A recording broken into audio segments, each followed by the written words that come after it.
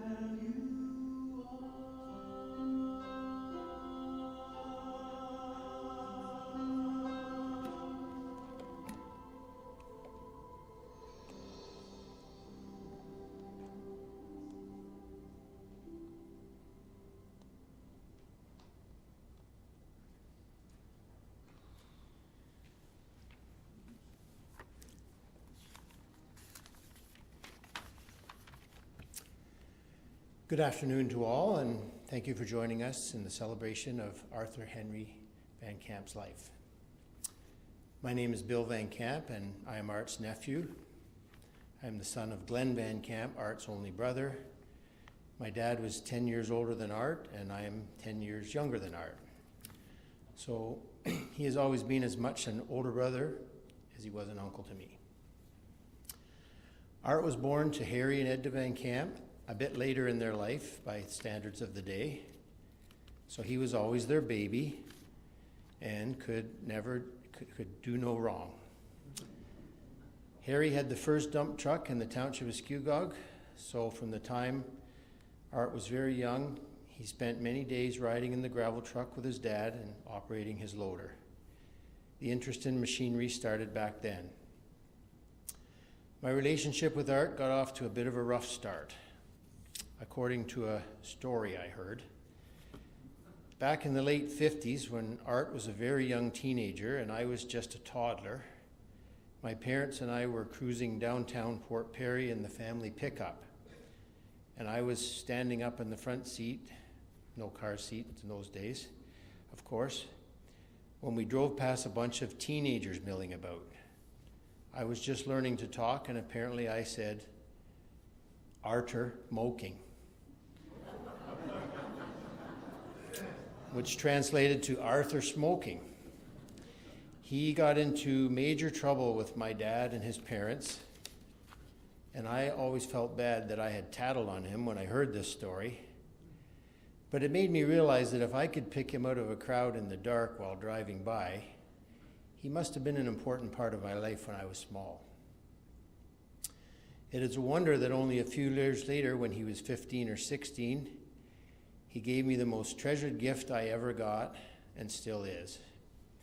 A cast iron green John Deere pedal tractor with a yellow canopy and matching trailer that I could pedal around on.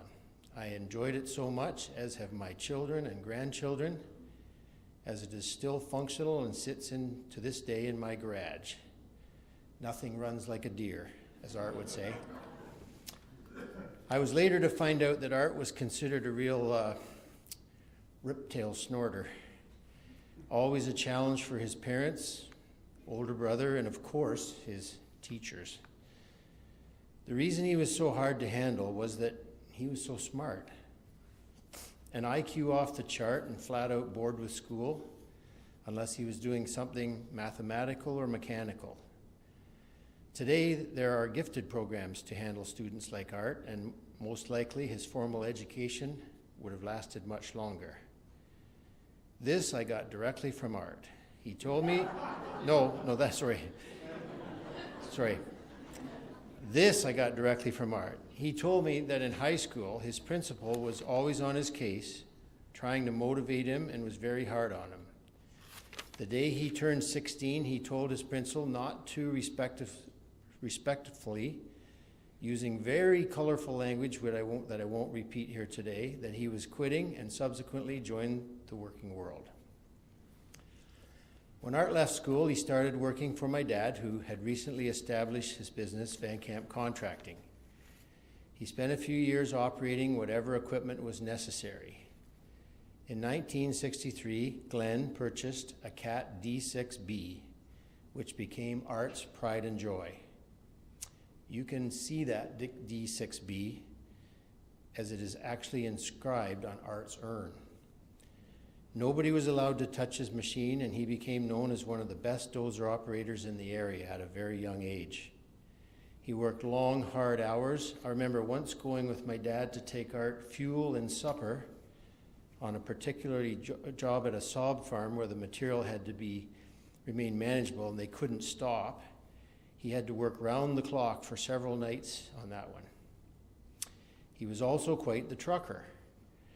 During the off-season, he drove tractor trailers loaded with cattle to and from Western Canada and into the States. He very recently recounted this to me in clear detail, though his memory was failing in other ways. I saw his room when he lived at home, and there were no great literary novels, just piles and piles of equipment journals and specifications, which he had committed to memory. Once on a road trip together, he and I passed the time by playing a game. I would mention a random contractor or customer to him, and he pretty much always could recite the names of their family, the car they drove, and even the names of their pets. His incredible memory served him well, as we all know, in his sales business. In the spring of 1975, on one such road trip, Art took me to the Bruce Nuclear Facility. It was one of the largest construction sites I have ever seen. Amazing. The skyline was littered with countless huge link belt cranes. With the buttons literally about to pop off his shirt with pride, he told me he had sold every one of them, an indication of his early success in the business. Other fond memories I have of time spent with Art, the John Deere Proving Grounds in Iowa, and a special trip to ConExpo in Vegas with my dad as well, where the three of us actually golfed together, even though none of us liked the game and it wasn't pretty. Over time, even though Art and his brother grew their respective families and businesses and lived a considerable distance from each other, the two families always stayed in close contact. My mom was like a big sister to Art when they were younger. I remember him coming over to our house often for meals and confiding in her. She would call me every year to remind me of Art's birthday, as he never missed calling us on our birthdays, no matter where in the world he was. Dad had always known that Art was destined for a great business success and wished him well when he branched out on his own. They maintained a relationship that was always based on affection and mutual respect right to the end of their days. Art had a very hard time with my dad's dementia and visited him a lot, always with a donut and a chocolate shake. I would see my dad brighten up when Art came in, long after he was able to recognize others. For that, I'm very grateful. When Art married Connie in 1965, they moved into a small apartment in Port Perry, and believe it or not, they actually got a pet monkey.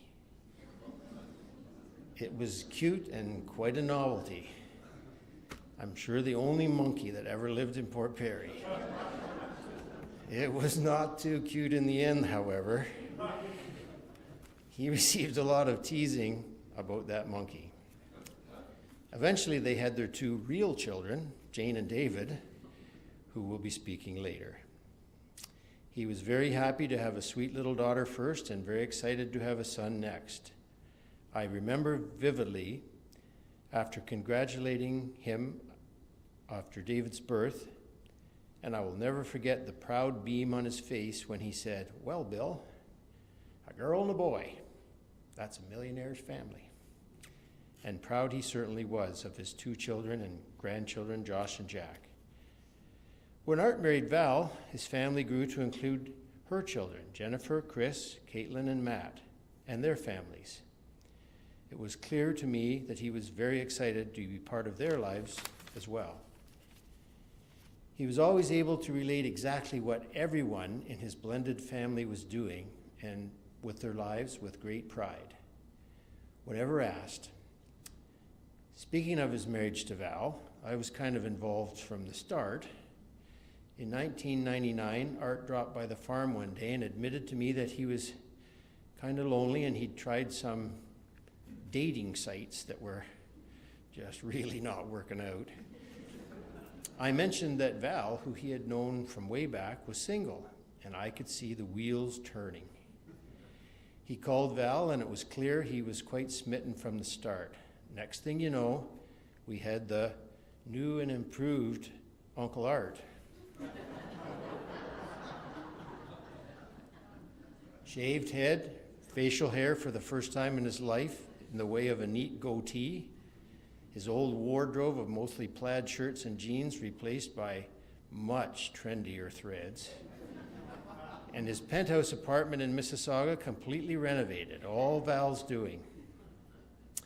We all knew this relationship was rolling, and sure enough, it culminated in a spectacular wedding in Florida. Art and Val have had a long, happy marriage, and we could see firsthand how well she cared for him when the going got tough these last couple of years. We know he would have done the same for her, as he was also very devoted to her. The fact that there are so many of you here today is testimony to the many lives Art has touched. He was certainly a force to be reckoned with, and someone I always looked up to. I will surely miss him.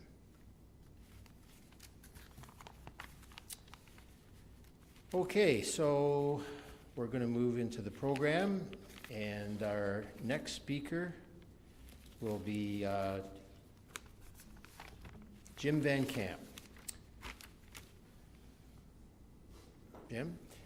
Jim is Art's first cousin. Jim will tell you he is very much Art's junior, but I think they're closer in age than he lets on. Jim faithfully came from Toronto day after day while Art was in the hospital, and Jim and his wife Marg have been not only family but very close friends of Art and Val their entire adult lives. Jim? Thanks, Bill. I'll try to enunciate. Being the youngest cousin, I knew Art from his childhood. My first recollection of Art takes place when I was about 5. Art taught me about cats and dogs. Cats, of course, being caterpillars. Okay. And when asked about going out to play, Art deferred as he had just received a new catalog from Caterpillar and was anxious to see the most recent listings for horsepower and torque. He had all of the stats in these catalogs memorized. I still do not comprehend why he switched to green. John Deere? Okay. Art was not interested in school and tried everything to avoid attendance.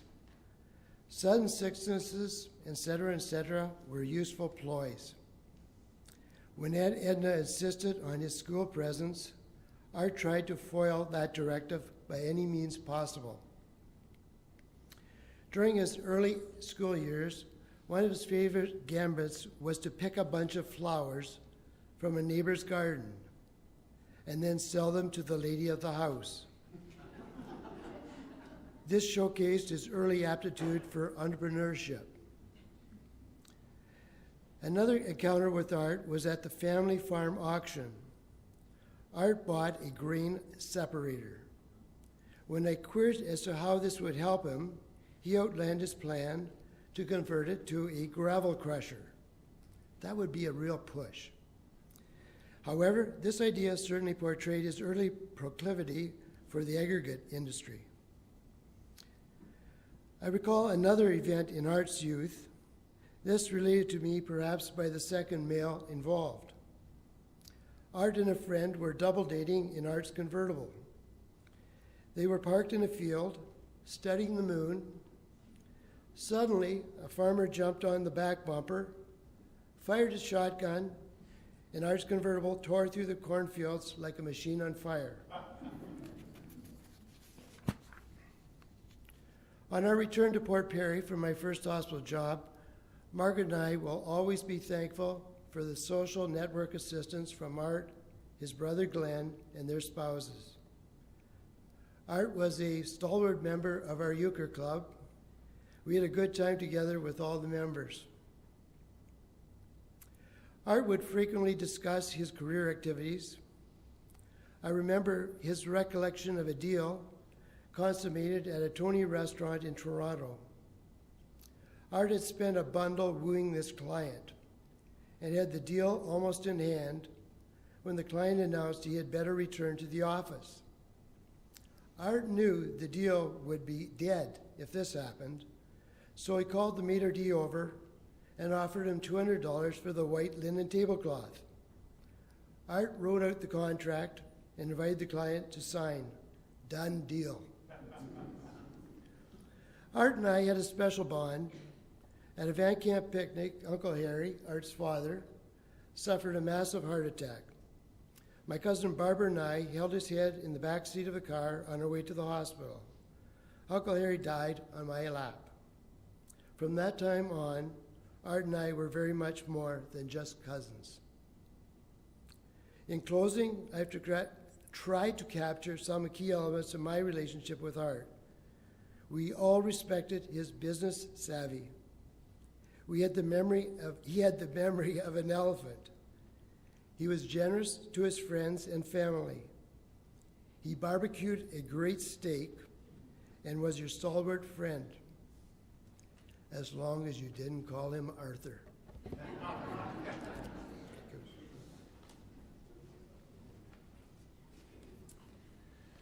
Next, if we could call on Dave Hanna. I've known Dave a long time, and I know he was certainly one of Art's very best friends. Dave's been a partner with Art in their John Deere dealership since 1990, and in 1998 they amalgamated to create OnTrack, eventually consolidating a 24-branch dealership which covered from Manitoba to Nova Scotia. Dave and his wife Colleen have maintained a close friendship with Art and Val to this day. Thank you, Bill. Good afternoon. I'm sorry I have to be here on this occasion, but I'm very honored to be here.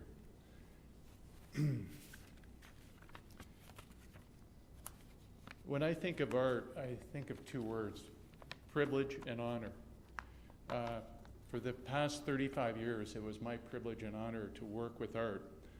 And I want to thank each of you for the privilege of allowing me to speak to that relationship. Over those years, we celebrated.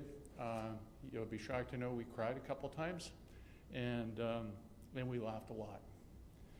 If Art were here, he would tell me it was actually 34 years, 10 months, and 12 days ago.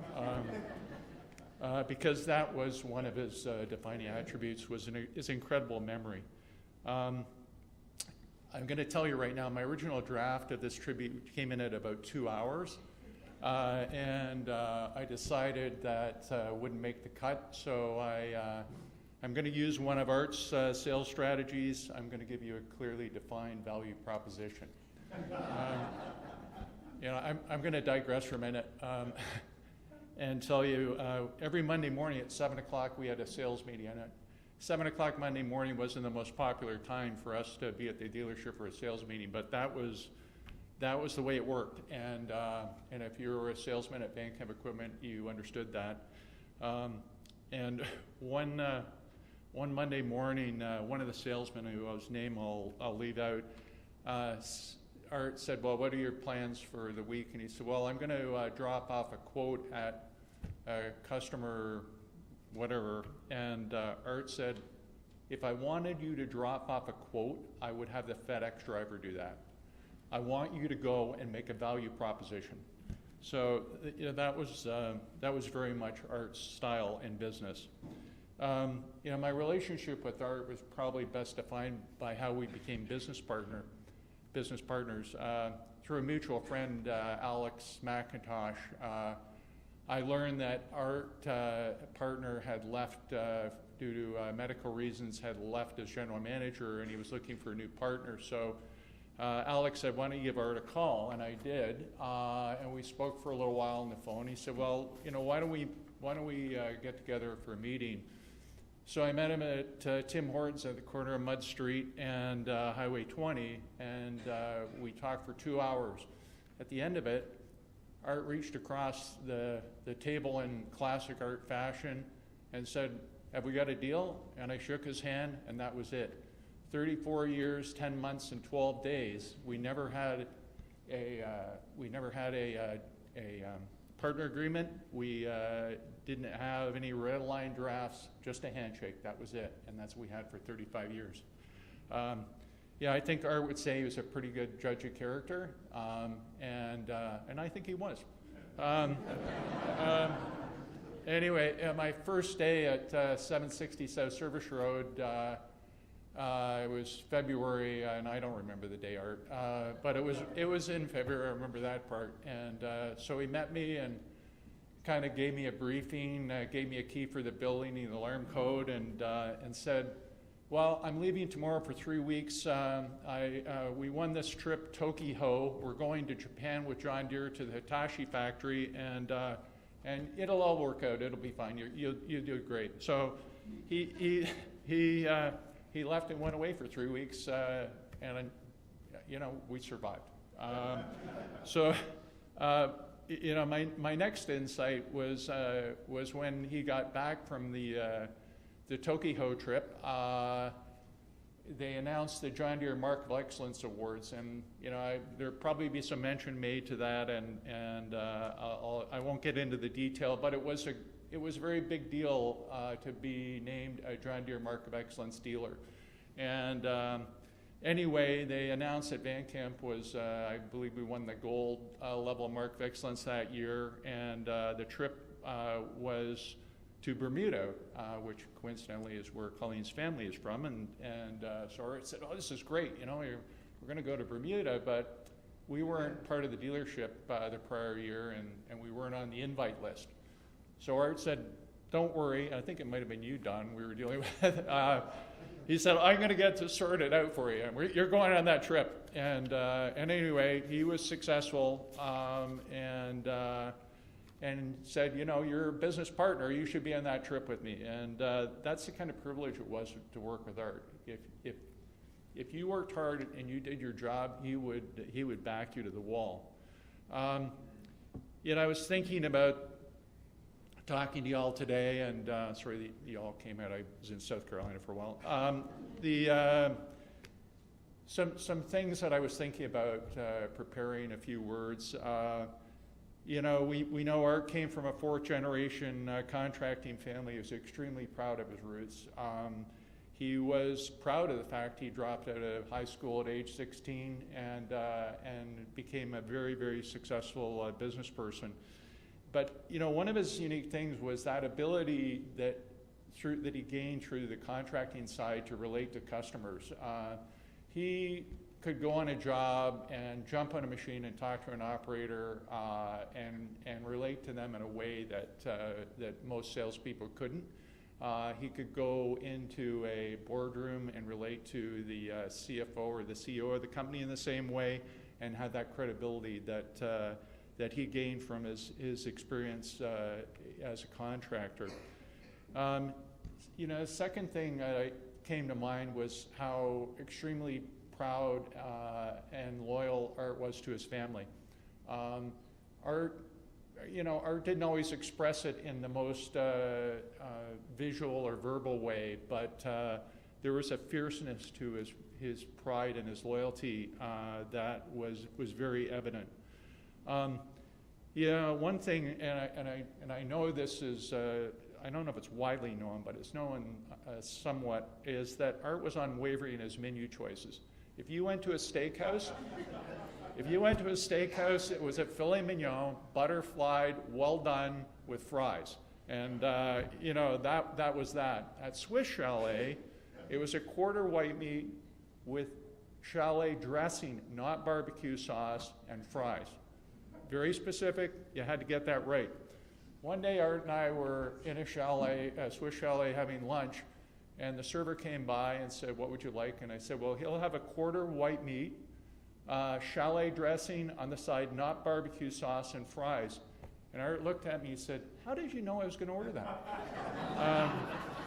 Anyway, I'm not. You're going to be told this 100 times, but I don't think you can say it too many times. Art had a remarkable memory and could recite serial numbers and specifications for virtually every piece of construction equipment ever made. I learned that early on. I had a background in construction equipment prior to joining him, and thought I knew a few things. And one day, and my particular strong suit was loader backhoes, and I said, "Oh yeah, that machine had a 6-cylinder engine." He said, "No, it didn't. It had a 4-cylinder turbo." I know it had a 6-cylinder. Turns out there was a serial number change, and where they went from the 6-cylinder to the 4-cylinder, and he knew the frickin' serial number change. Anyway, here's something you might not know. This part, Art wanted to make a profit in business, and he wasn't apologetic about that. And it is kind of an important thing in business to make a profit. The surprise was that his motivation, I learned, was really about winning deals. Like he would do, winning the deal was everything. He would do, well, he wouldn't do anything, but he would do a lot of things to walk out with the deal. And that was really what motivated him. Like he could put all the profit on the table and he'd reach in and put another 20 on just to get the deal because that was his thing. You know, in a time that we live in where everybody claims that employees are the foundation of their business and blah, blah, blah, you know, Art actually practiced that principle, believe it or not. And despite what you might think about how great the construction equipment is, I can tell you personally it's wildly cyclical. You know, we have great years followed by the worst years. And the business goes up and down, and it's a bit of a roller coaster ride that you better be prepared for. During my first slowdown, which happened right after I joined the company, I was in Art's office and I said, Art, you know, like you realize we're bleeding here, right? We're losing money. Like we gotta have to make some changes. Because we're right up against our credit line, we're not profitable, like we're not in a good place here. And Art's like, okay, what do you think we should do? I said, well, you know, I think like our efficiency in the service department's down to 50%, you know, maybe we should look at doing something. And Art was like, no, we're not laying anybody off. We'll do anything, but we're not laying any people off. And so we suffered through a number of economic slowdowns, and we maintained full employment throughout those times. And at the end of it, we had the most devoted, loyal, and experienced staff in the business. And that was what defined us, I think, as a dealership. We had employees, like 20, 30-year employees, you know, virtually every corner of the business. So, you know, those employees were Art's extended family, and they were very much, you know, became very much part of our family. So that's what it was like to work with Art. It was interesting at times, it was sad at times, it was fun most of the time, but no matter what, it was always a privilege and honor. Thank you.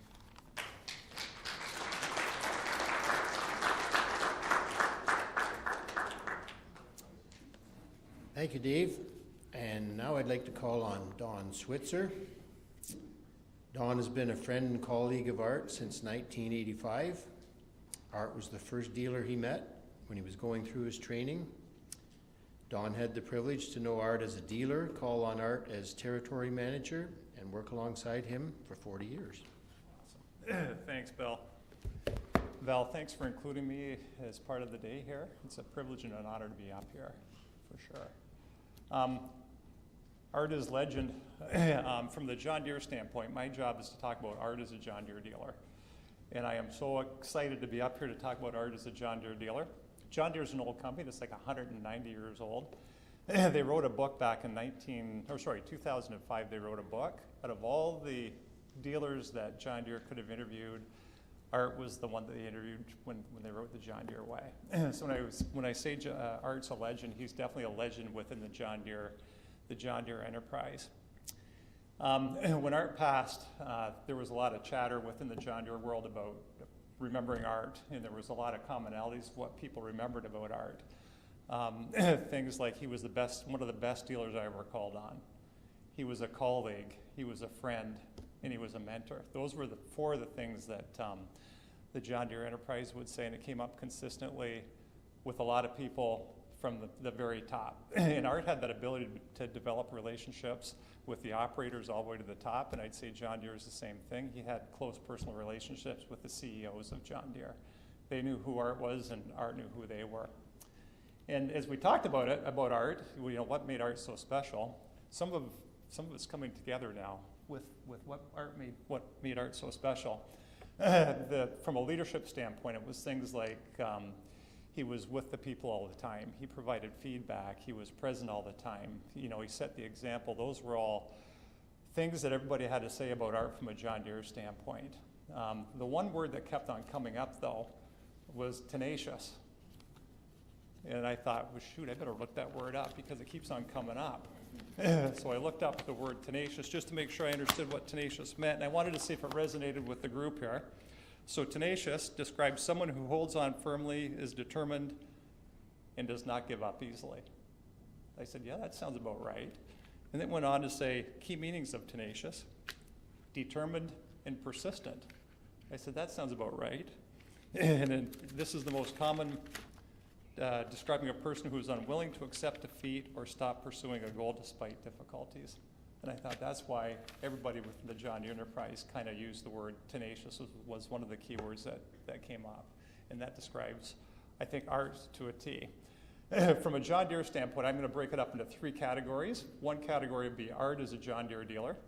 The other category would be what Art meant to John Deere in terms of product development. And the third category is people development. You know, to David's point, Art not only developed his own people, A.H. Van Camp people, he also developed a ton of John Deere people along the way, a ton. So Art is a John Deere dealer. It was 1975. Jim, when you went to the nuclear site, Art went down to Chicago that year as well. It was ConExpo in Chicago. The last time I think they held ConExpo in Chicago. ConExpo was a big trade show. Made me smile about hearing Art reading the spec sheets and the brochures. Art went down to ConExpo in 1975. And you have to fact check me, but I think Art was 31 years old in 1975 when he went down to ConExpo. And at ConExpo, Deere was launching a bunch of brand new products, and it was called the dawn of a new era. Now, how appropriate is that Art Van Camp goes down to Chicago to ConExpo, sees the dawn of a new era, he's 31 years old, and on his way back, he says, I'm going to become a John Deere dealer. And so in 1977, he became a John Deere dealer. With $28,000 in the bank, he became a John Deere dealer. It took a couple of iterations for him to become the dealer, but tenacious. He ended up convincing the John Deere folks in Grimsby that he's their guy. And so they picked Art. And Art was so grateful that he had that opportunity to be the John Deere dealer. That's how he became the John Deere dealer, with $28,000 in the bank and the experiences that everybody just talked about. And then the leadership came into play. So that was how he became the John Deere dealer in 1977. And then it was building the dealer. And David touched on the excellence that he built the dealer. And I think the unique thing about Art is he wouldn't ask anybody to do anything that Art wouldn't do. He had high standards for his people, David, but he also had high standards for himself too. And he wouldn't expect his people to do anything that Art wouldn't do. So over for that next decade, he built something from scratch up on 20 Highway, not too far from the Tim Hortons that Dave talked about. And then they moved down into Stony Creek there. And he built the business year after year, and it didn't take him long to be recognized as one of John Deere's best performing dealers. And that's where he won the Mark of Excellence Award. It wasn't just a one-off thing with Art, it was just a consistent thing that he was recognized as one of John Deere's best dealers across North America, which was quite the honor. So when he starts the business in 1977, runs the dealership, and then in 2008 is when the dealer consolidation started to happen. And I think one of Art's legacies, he's going to have many, but one of Art's legacies is we're standing on the shoulders of Art Van Camp right now from a John Deere dealership standpoint in Canada, because Art took his one single branch, worked with people like Dave Hanna and Marvin Manula, and consolidated the dealer network in Eastern Canada. He went from one operation in Stony Creek to 24 operations across Eastern Canada. And in 2008. So when you think about the work that he'd done before and the work that he did to build a 24 branch location going from Ontario all the way to Newfoundland, it was pretty remarkable. So I think one of Art's legacies from a John Deere standpoint is building the dealer network in Eastern Canada. And today we stand on the shoulders, and that legacy will never change. I mean, every book's got its chapters, and I think Art probably wrote the most difficult chapters in terms of developing the dealer network in Eastern Canada. So the dealer piece of it was one key thing that I mentioned. Product development, that was another key thing. And now I understand why Art was so good at product development. So Deere often had dealer advocate groups, they called them, DAGs, and they would always invite Art to be part of the dealer advocate group, which took a lot of time for Art to go to Moline and talk to the engineers and help design future products. Not only could Art run a dealership, but he could also run a tractor. So Art's insights in terms of what needed to happen with the machine and what the customer, what the operators needed, he really provided terrific insight to what the Deere engineers needed to know on how to build the product. So not only did he build the dealer network, he was also instrumental in building the product line. And then the third thing is the people development part of it. He developed his own people, there's no doubt about that. But if this was a room full of Deere people, it would be a consistent thing from the CEO down. One of the things that Art did was develop the Deere people.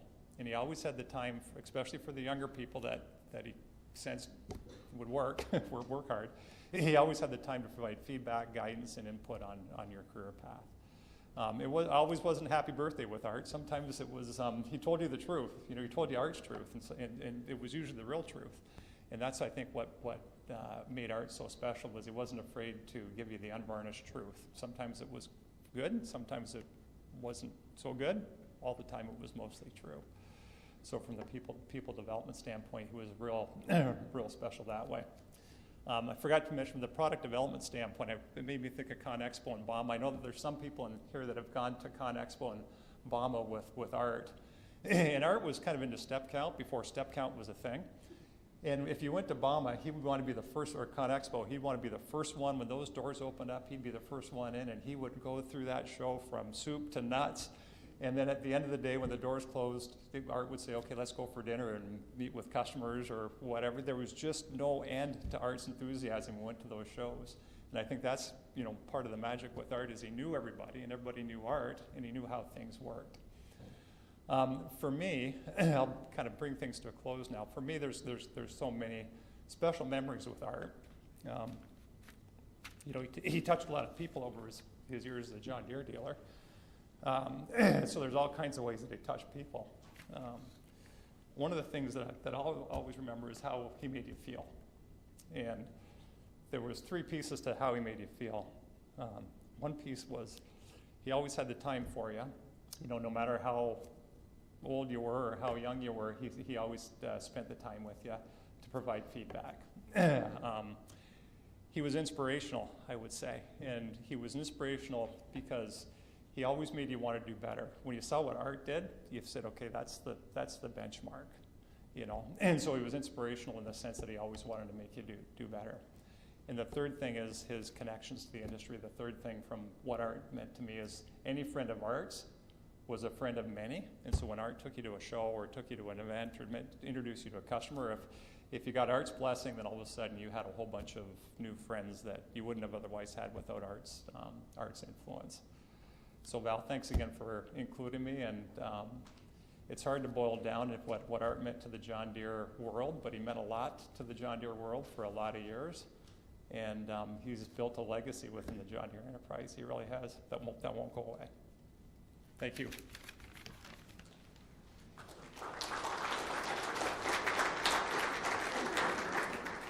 Thank you, Don. Now I'd like to call on Caitlin. We'll hear from Caitlin, Val's daughter, who will be reading a poem. I feel like this is going to be a bit of a compared to what we've been listening to. So this poem was written by the Irish poet-philosopher John O'Donohue, and it's called For Grief. When you lose someone you love, your life becomes strange. The ground beneath you gets fragile. Your thoughts make your eyes unsure. And some dead echo drags your voice down where your words have no confidence. Your heart has grown heavy with loss. And though this loss has wounded others too, no one knows what has been taken from you when the silence of absence deepens. Flickers of guilt kindle regret for all that was left unsaid or undone. There are days when you wake up happy, again inside the fullness of life, until the moment breaks and you are thrown back onto the black tide of loss. Days when you have your heart back, you are able to function well, until in the middle of work or encounter, suddenly with no warning, you are ambushed by grief. It becomes hard to trust yourself. All you can depend on now is that sorrow will remain faithful to itself. More than you, it knows its way and will find the right time to pull the rope of grief, until that coiled hill of tears has reduced to its last drop. Gradually, you will learn acquaintance with the invisible forms of your departed. And when the work of grief is done, the wound of loss will heal, and you will have learned to wean your eyes from that gap in the air, and be able to enter the hearth in your soul where your loved one has awaited your return all the time.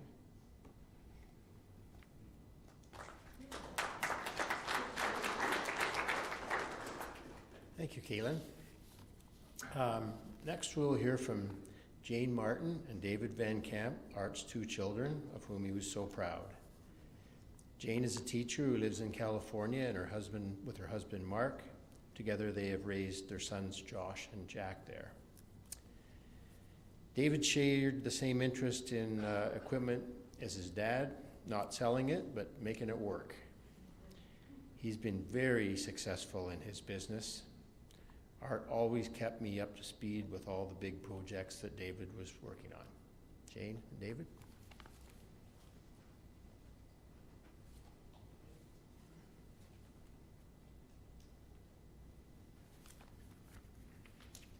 I'm Dave, I'm Art's son.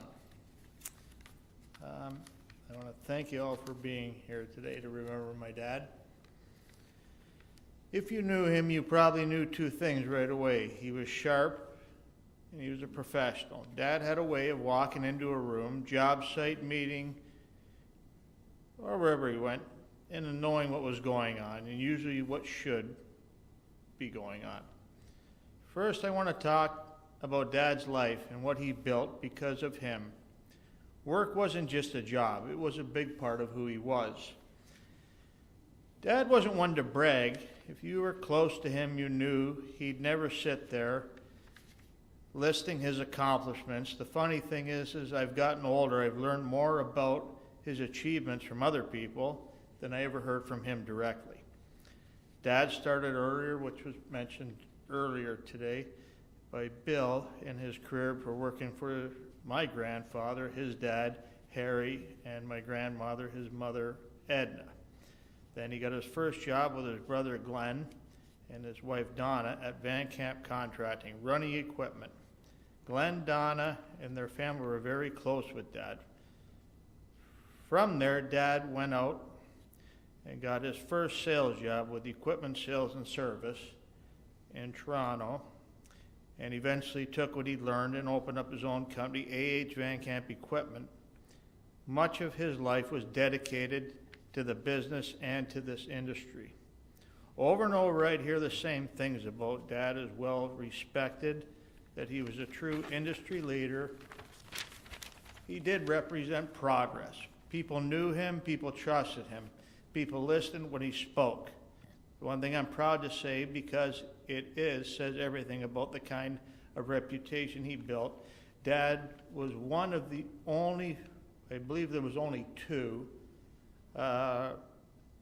members of the Road Builders Hall of Fame when he wasn't a contractor. He was a sales individual, representation of a manufacturer. That didn't happen by accident. That comes from decades of doing the things the right way, showing up, learning consistently, and treating people with respect. And Dad had a certain presence. You all know what I mean. He was always well-dressed, well put together, and he was ever witty. Even in his later years, he never became like an old guy. He stayed current, he stayed sharp, he stayed plugged into what was happening in the industry and seemed to know everybody. There wasn't a lot of hands out there that he didn't shake. I would try to get Dad to come out to my job sites many a times, and he would. He usually ran a bulldozer and did this well into his 70s. When Dad showed up on a job site, he already looked at it, had things figured out, and he would tell whoever was in charge the way he thought the job should go. That's exactly how it usually went. He would sit in the chair all day, button-up shirt and a blazer. The only thing we needed to keep that engine running was a hamburger, and that was strictly instructed how he wanted that hamburger. Midday, we gave him a bit of a pass on the whole machine greasing and shoveling through account of his age. In all honesty, it was a treat having him around and spending time together.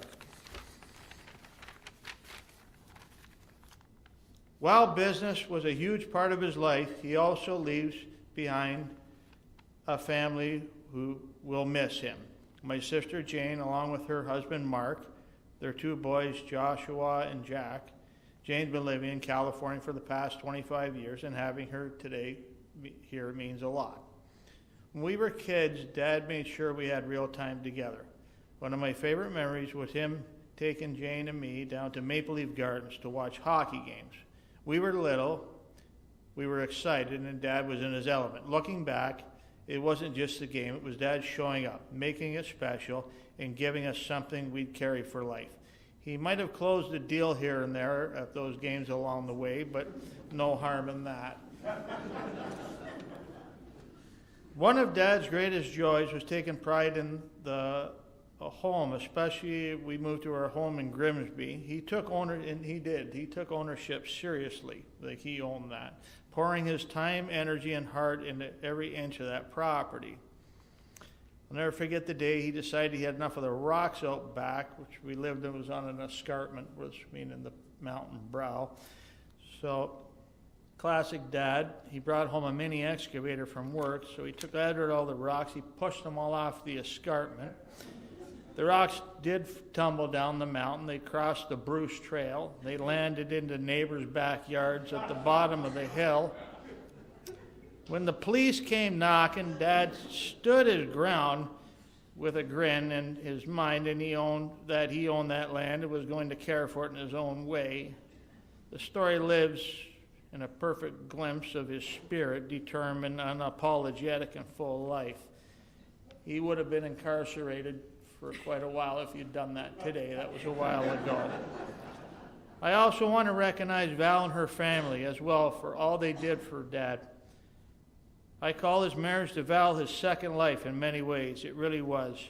I know he was very happy in his marriage to Val, and I know he played a large role with Val's children, Matthew, Chris, Caitlin, and Jennifer. Dad and Val built a life that brought him a lot of joy, spending time between their properties in Port Perry and their condos or properties in Florida, and I'm grateful he had that happiness. Thank you. Now I want to share a story to me that captures who he was, and honestly, who he helped shape me into. Years ago, Dad had to go to Ohio for work. I was only a little guy. My mother suggested I join him so we could spend some father-son time together. So off we went on a road trip.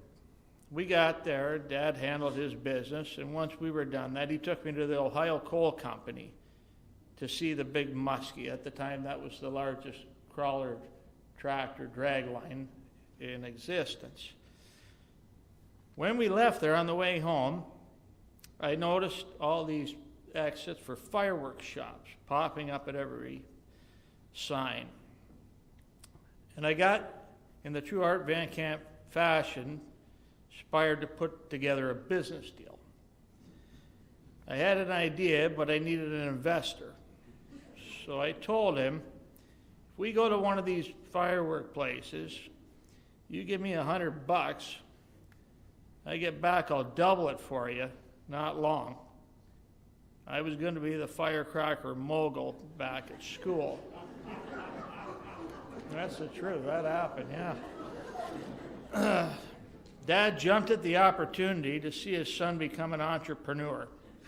At the time I was in grade 5. He only had one stipulation before entering into the contract: that you do not tell your mother.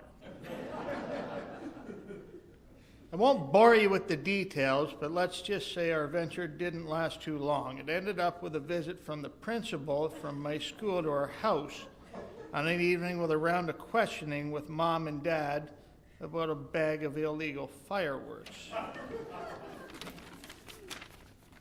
I should have been there for that one. Dad, true salesman, all right. Nobody in the room was more shocked than he was, finding out that his son got caught with a load of explosives and wondering how on earth that he got those. And I did. I held up my end of the end of the bargain. I never did tell Mom, who funded the little arsenal I had there. I'm sure he heard about it behind doors that I wasn't behind. He probably figured that one out. The silver lining of that whole deal was when I got handed my punishment from school. It was a 2-week vacation from school, or as they called it, a suspension. Dad told me that night, you better be ready in the morning for work because I'm taking you there. I said, okay. He dropped me off. I spent the last 2 weeks at a local contracting company who floated Dad's equipment for him at the dealership. Over those 2 weeks, I learned everything I could about floating equipment, and honestly, well, those are the 2 best weeks of school I can remember. You want to know the greatest lesson Dad taught me? It was hard work, real work, the kind that teaches you humility, responsibility, how to carry yourself, even when you'd rather be doing something else. I also want to say something that Dad and I probably didn't say to each other. I'm very proud of him. I still am. He was the smartest guy I know. And I know he was proud of me too. We didn't need to say it. We both knew it. Dad had a huge impact on my life. He shaped how I work, how I think, and how I carry myself. I'm sure I'm not the only one. I'm sure he had the same kind of impact on many others, including a lot of you here today. Dad, I'll miss you. I know I'm not alone. He will be forever missed, fondly remembered by all who knew him. Thank you.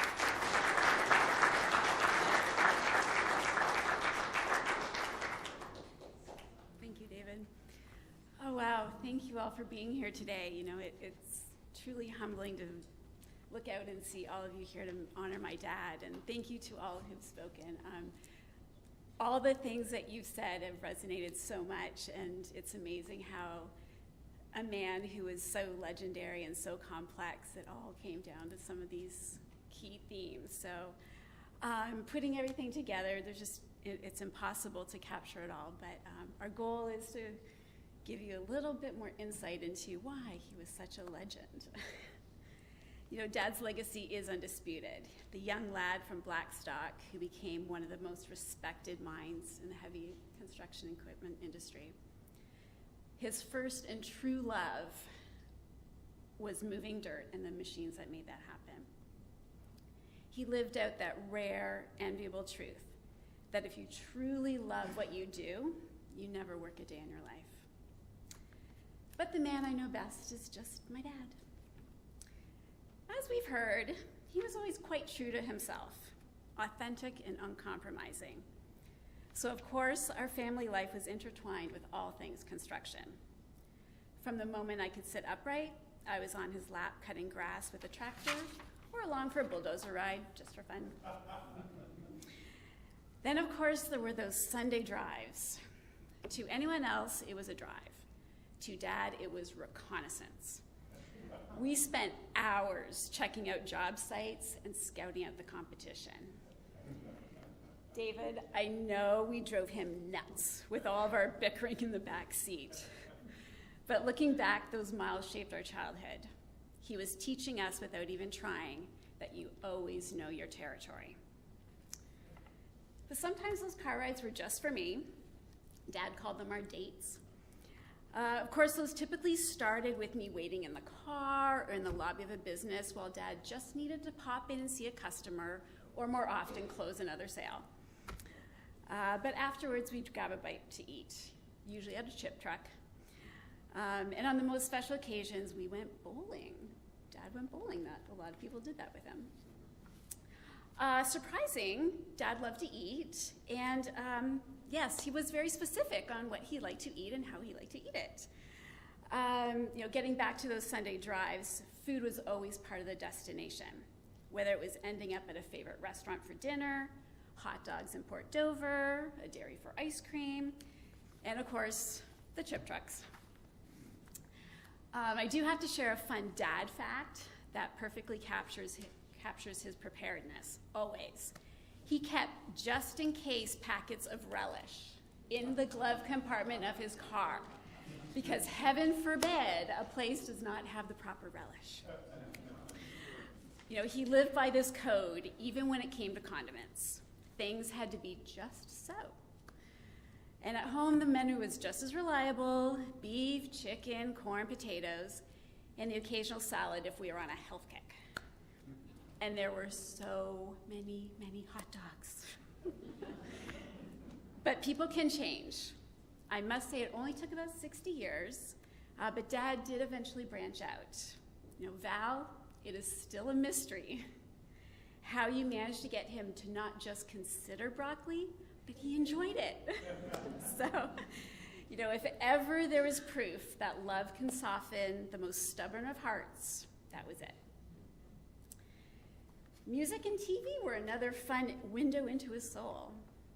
My earliest memories of watching Hee Haw with him, with Minnie Pearl and Charlie Farquharson. Kenny Rogers was a soundtrack at home. I swear The Gambler was played 1 million times. But thankfully, the real country musicians like Waylon Jennings and those other people were reserved for just when he was alone in the car. I think he found a bit of himself in those songs, a man who walked his own path and didn't care much for the rules of the road. That outlaw spirit extended to our Friday nights. For a long time, Friday meant a big shopping outing to downtown Stony Creek. But there was a hard deadline. You didn't need a watch to know it was getting late. You just needed to see Dad start pacing in the store. It was unspoken. We had to get home in time to watch Dallas. Every episode of the Ewing Oil saga was required viewing. I think the idea of an empire in the sprawl of Texas captured Dad's own ambition. J.R. Ewing had it all. And for years, Dad really leaned into that persona. Some of you may remember the cowboy hats, the boots, and he always returned home from a trip to the States with another addition to the wardrobe. He loved things big, he loved things bold, and as you may know, he loved things fast. So it should be no surprise to anyone who ever had the privilege of driving with him, he may have had a heavy foot. Speed limits were merely suggestions, and well, if a U-turn was more convenient, that's the turn Dad would take. He'd argue they were legal in the US, so Ontario really should get on board. One night, after another long Sunday drive, after dinner, we were heading home. Dad pulled a U-turn. However, on that occasion, one of Burlington's finest happened to be there. As the cruiser's lights flashed in the rearview mirror, Dad made a split-second executive decision.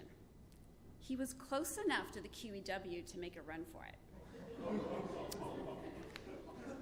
I can't tell you exactly how long the chase lasted, but I can tell you that for once, David and I were silent in the back seat, staring at each other in disbelief.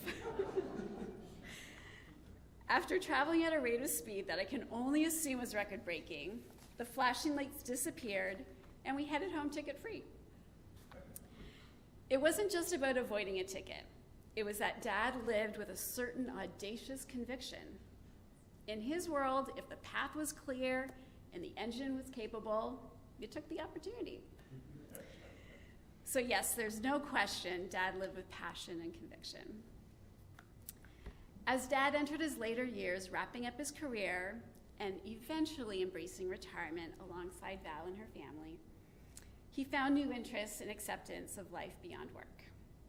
That is certainly not to say he gave up what he loved. Oh no. Eating hot dogs and French fries, which he may have kind of done on the side sometimes. Fighting geese on the lawn, those were still very sacred activities. But in all seriousness, Val, Thank you for opening up his eyes to new possibilities on so many levels, and thank you all for embracing him so much. Over the past month, reading the tributes from across the industry has been incredible. But as impressive as his professional impact was, it is how Dad changed the lives of those he loved that stands as his greatest legacy. Caitlin and Matt, he was so proud of you. Stepping in as a father figure was a new chapter he hadn't anticipated, but he found so much joy in being part of your adolescence and watching you achieve your dreams as adults. David, Dad was immensely proud of you. Watching you achieve the levels of success he dreamt was just unspeakably full of pride. You are the very best of Dad, full of immeasurable passion and determination, with such a kind and generous spirit, which has touched so many of us and all of us here today. I'd like to think he was proud of me too. Yes, my path has been a little different, no diesel or dirt for me, but the legacy of honoring those you work with, respecting everyone you meet, working hard and following your passion are what live on with me, Mark, Josh, and Jack. And I know Dad is absolutely beaming down, smiling with pride, watching his grandsons pursue their promising futures. And so I cherish all these memories, too many to count, and they keep bubbling up all the time now in just all those everyday ways. Late this past fall, Dad and I had dinner, the last one with just the two of us. We sat over a simple meal of Schneider's Red Hots, of course, and talked about just small, lovely things. And there was a quiet, soft acceptance in the air that the seasons were now changing. It was a perfect final hot dog date. So Dad, thank you for your legacy, your love, and the inspiration to live life with passion and purpose. I have no doubt that you are now conferring with the heavenly contractors, graciously yet firmly saying, this is the way it needs to go. And now hopping up to maneuver the finest bulldozer with the precision only you could possibly deliver. We love you.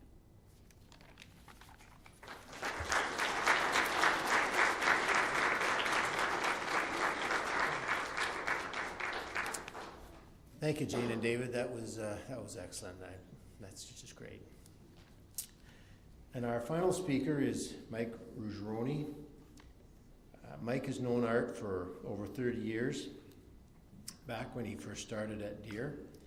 Eventually working together at Nordtrack, he was a true mentor and took the time to put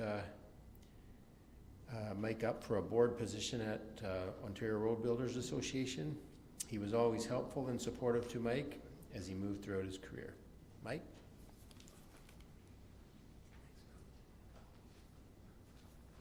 Good afternoon, everybody. It's kind of hard to follow such great remarks from everybody. Quite touching, to say the least. My comments are two parts today. The first of which is to speak Val's words. Val, we had been speaking over the last couple of weeks and asked if I would speak on her behalf. Now, I ask a favor, this little latitude, because this could get a little bit emotionally bumpy. And knowing Val as long as I have, I can attest to these words. So here I go. What a wonderful world this would be if everyone's life could be touched by someone as kind and caring as Art. You loved me unconditionally. Your perception of me is a reflection of you. Thank you for making me feel so special. Art's life was lived. He made my world brighter and a better place. It was filled with friendship, laughter, and good things we shared. We have heard over and over that he has a legacy in this business world, and this reflected on his life, which filled him with joy, pride, and pleasure. His living was a lasting memory that all our grateful hearts will treasure. In 2026, please be the year that I can exhale more peace. I have the love of family and friends, to give me strength to face each day with warm memories to hold on to forever. The beauty of my memory is that it's always there. You can't take it away. I have a lifetime of sweet memories with one who loved me so. I think about you often and always will. You will never be forgotten, and I will hold you close within my heart, and there you will remain until we meet again. That's part one. And on Val's behalf, everybody is asked to join afterwards for some refreshments. So Val, thank you for the pleasure to do this, and the privilege. Again, Val, David, Jane, Caitlin, Matt, many others in the family that have only just met. Bill, thank you for including me along with all my peers and friends here today. I learned early in my life in this business career that there were a few good tenets when speaking publicly. Attempt to be brief, perhaps show a little humor, and Dave, you tipped the scale there today on the humor, and that was lovely. Great stories. And then, of course, to be gone, so we're not too long taking up your time. It's quite clear from the remarks earlier today that everybody that was here today defines art as a man of principle, integrity, respect, unwavering commitment, as all evidenced by the words that have preceded me today. They're not in question. I certainly do not have a monopoly on all the great stories. In fact, I just have the privilege to share a chapter or two of Art's lovely long life. As Bill mentioned, he had so many chapters of family, business. David spoke of it. John Deere, as Don spoke of it. And of course, the Nortrax component, which is where I came in. And ORBA, Ontario Road Builders Association, was a association that really defined who Art was. It was kind of a metaphor for everything that he was. And he encouraged me and put me up to become a board member. It is truly a metaphor for Art's life because it included everything. It had everything that he, and you have heard today, was described: people, product, dirt, fun, red wine, and there was always a healthy abundance of that, along with other things. And the fellowship of the friends that come with it, many of whom are here today. I've seen Tom, there is Regan, there is Ted. I think that's Mark Rivet right there, I see him. The board rocks, and it always has, and it's a very fond memory to Art, I know. What did it really mean? As I said, it summarized so many of the things that he believed, and I'd like to give a couple of examples. So, we've seen a copy of a book. Well, Art actually helped write the book with Les Cruikshank, the road building book. It really was a summary of how Ontario was built and the products therein. And if you've seen a copy of that, it's a wonderful history of our province, and it's got Art's fingerprints everywhere. And some of the photographs that he had, and many others. And it was he and Les that drove that, and those are two Hall of Fame members.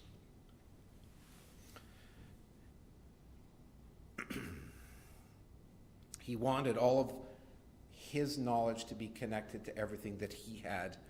And you can see that again. Regan, you're here.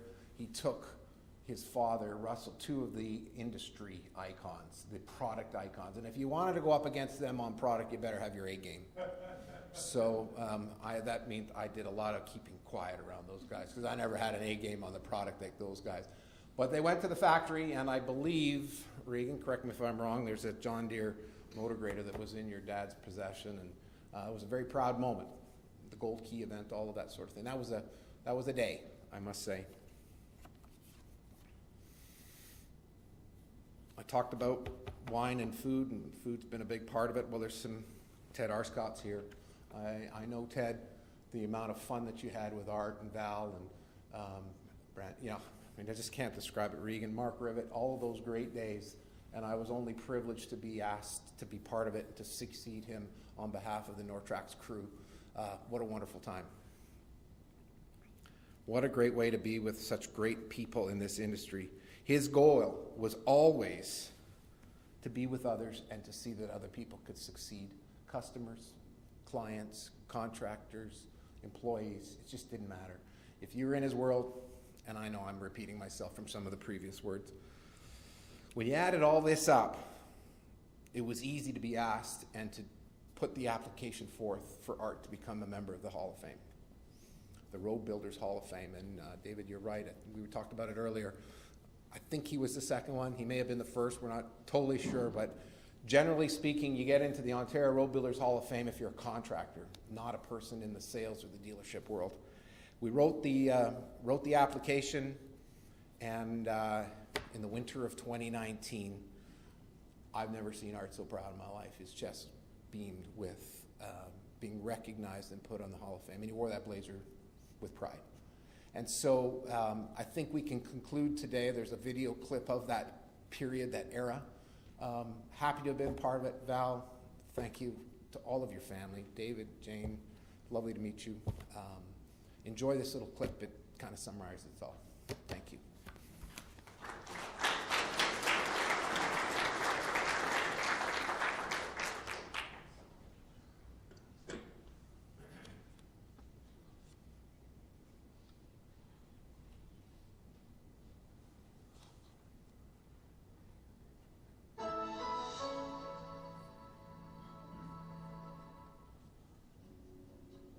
Art Van Camp is to me I would consider him a legend.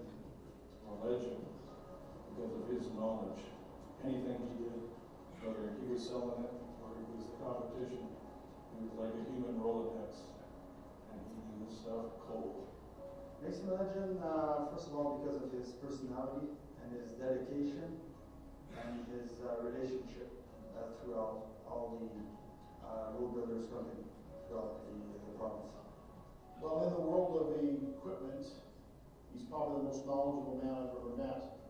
And as a gentleman, he's probably one of the greatest gentlemen I've ever met. He knew everybody. He helped everybody. I mean, not only did he sell the rent equipment to people, he helped them find solutions to these things. Art's told me stories about when he was a young boy and his love of equipment and operating it with his family business. He sort of grew up on a bulldozer, so he started pushing dirt, building roads, and contributing to the industry from a very young age. Transitioning into the sales side of the equipment business, he got to know the road building contractors well. He knew the specifications of what the tractor or what the loader or what the grader would do. It's very important because you're selling to a person who's going to try to use those tools to make a living. Dealers were typically small 1 and 2 branch operations. Art was one of the pioneers of what is today Nortax, and it formed originally in the late 1999-2000 out of 6 dealerships in Ontario that formed to become Contract. It soon became known as Nortax Fuel Line Property Assembly in the United States region. He deals with the factory and the manufacturer. He's at such a high level that John Deere talks to him and gets his advice on how to do things. 60% of the parts were changed because of the aftermarket. Because of the machine this size, you only ever get one shot at the market. When you go in, you start to raise your roof, and then you start to roll back to curl and fill your bucket, and it's so effortless. He was always supportive of Orba as an associate member, supporting them during our convention, supporting us during our different events. And he was also giving up of his own time on committee. That there are road builders' point of view is that Art was one of those special association people that kind of come to him once in a lifetime, who's prepared to give it all for his industry, for his association, for something bigger. The prime example of that is I was commissioned when I retired from Ontario Road Builders Association to write the history of road building in Ontario. I had to have a chapter in it, and I don't know an engine from a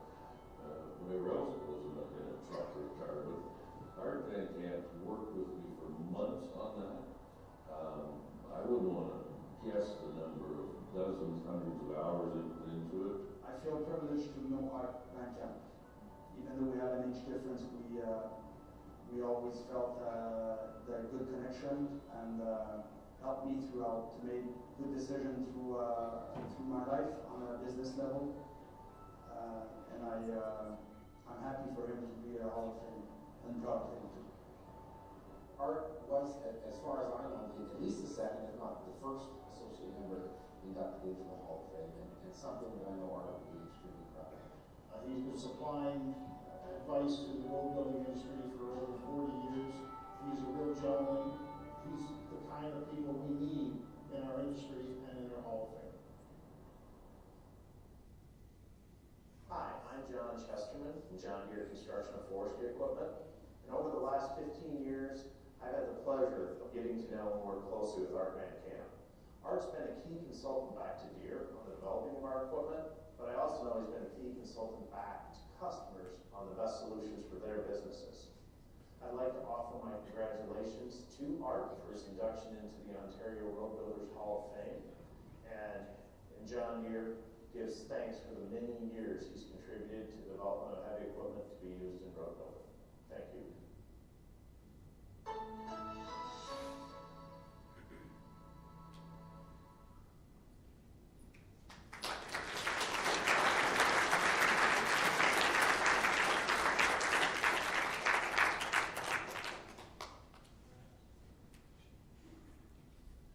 Ladies and gentlemen, I would just like to thank you all for joining together today and sharing your love and support with all of the family.